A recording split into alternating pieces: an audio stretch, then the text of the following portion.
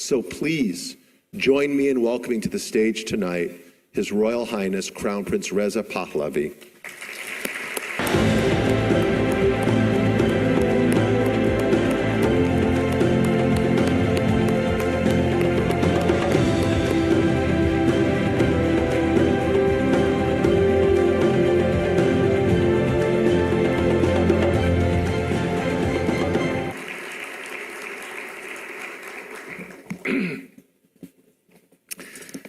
Jonathan, thank you so much for your strong and very moving introduction. I'm truly touched. And before I begin, happy 75th birthday to the people of Israel.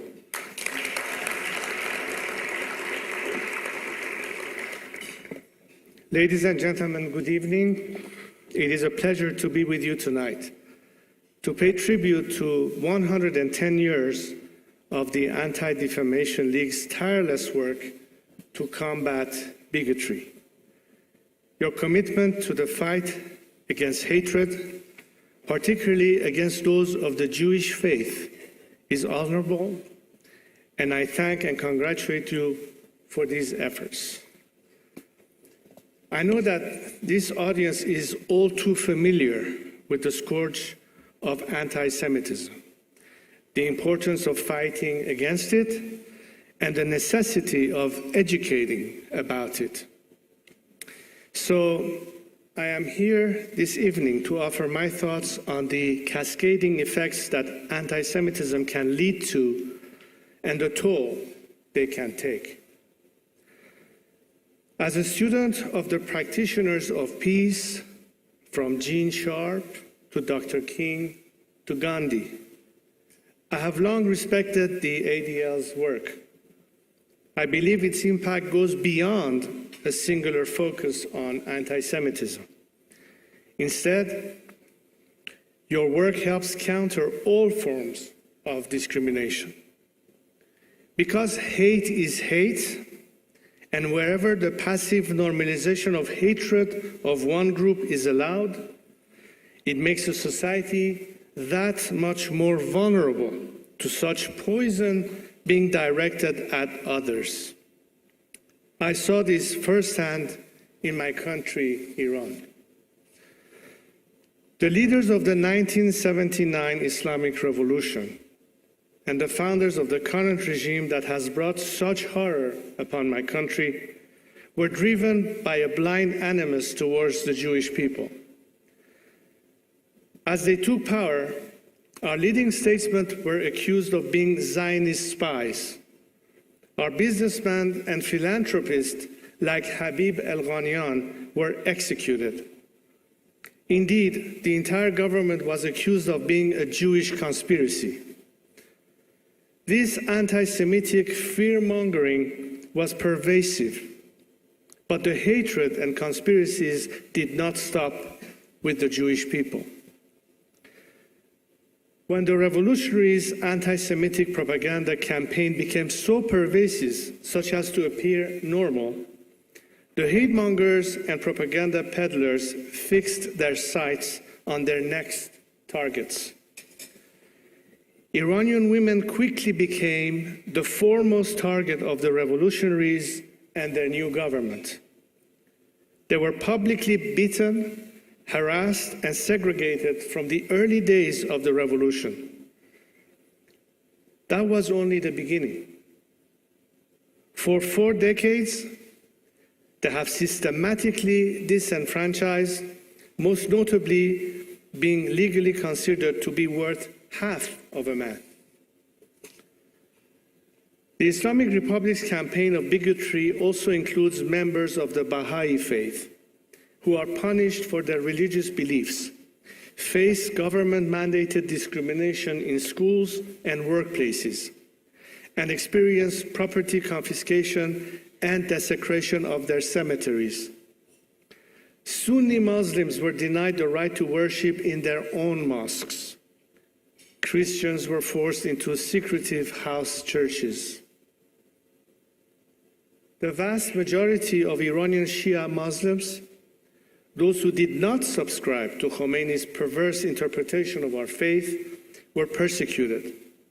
Those who spoke up, like Ayatollah Montazeri, were silenced or killed. The persecution even took aim at our ancient culture and traditions. The new regime attempted to ban the celebration of Nowruz, our national holiday. It came after those who celebrated Iran's pre-Islamic identity. 44 years on, the list of victims of what began as an anti-Semitic conspiracy continues to grow. You're no doubt familiar with a famous quote from German pastor Martin Niemöller. First, they came for the socialists, and I did not speak out because I was not a socialist. Then they came for the trade unionist, and I did not speak out because I was not a trade unionist. Then they came for the Jews, and I did not speak out because I was not a Jew. Then they came for me, and there was no one left to speak for me. Well, after the Islamic Revolution in Iran and in many other places, it is indeed the case that first they come for the Jews and then they come for the others. So that is why we must speak out. That is why I am here this evening, and that is why I went to Israel. I went to stand up against the Islamic Republic's anti-Semitism and to stand in solidarity with victims of the Holocaust in the face of the regime's Holocaust denial.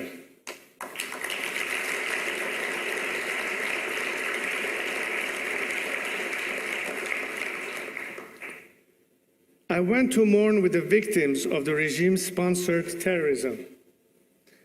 But I also went to Israel to stand up for my people, so that there will be no further victims of hate and bigotry. For when we allow the baseless hatred of one group to go unchecked, it inevitably leads to more. That is what happened in my country. My trip to Israel was not merely to stand on principle. I went with a new vision for our region. A vision that is not bogged down in the forced ideological divisions of recent decades, but instead based on the ancient ways of our lands and connections between our people. The ties between the Iranian and Jewish people are millennia old and rooted in the traditions of Queen Esther and King Cyrus. It was in Cyrus's spirit that I went to Israel. Because it is that spirit of tolerance, friendship, and cooperation that is truly representative of the Iranian nation, not the anti-Semitist terrorism and deprivation that the current regime occupying my country represents. But to see this tradition, we do not need to refer all the way back to biblical times. This was how we lived as a nation just 4 decades ago. Iranian Muslims, Jews, Christians, Zoroastrians, Baha'is, and even people of no faith lived together as citizens endowed with equal rights. That led our country to extend that same spirit, the spirit of Cyrus, to our regional and international relationships. It was the Iranian diplomat Abdul Hossein Sardari who refused to flee occupied Paris and personally issued Iranian passports to over 2,000 Jews, allowing them safe passage to Iran and saving them from Hitler's concentration camps.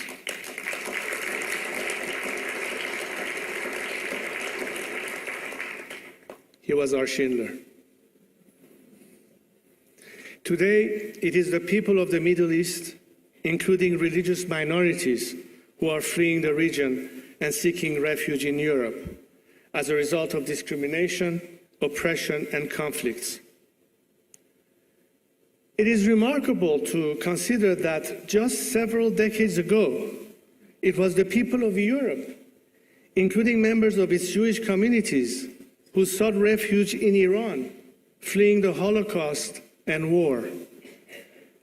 That spirit continued with Iran's cooperation with Israel, to our partnership with Arab nations in the Persian Gulf and across the Middle East. Today, the Abraham Accords remind us that it is still possible. But I believe that such peace will only be sustainable and will only reach its maximum potential for the betterment of the lives of all the people of our region when a secular, democratic Iran joins its ranks.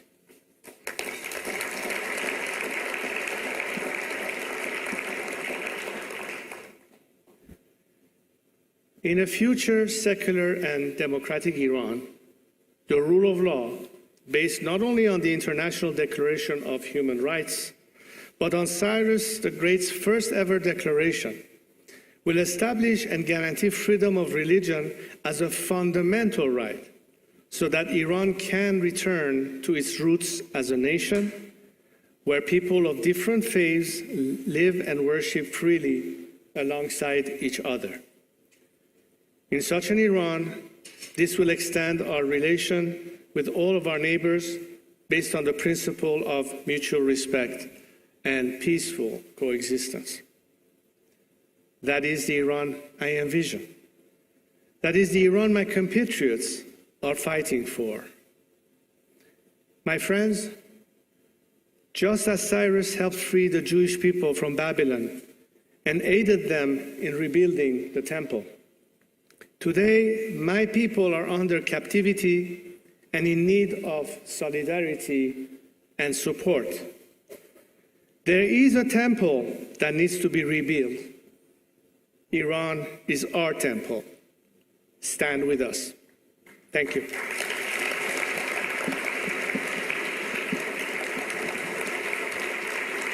Thank you very much. Thank you very much. Thank you so much.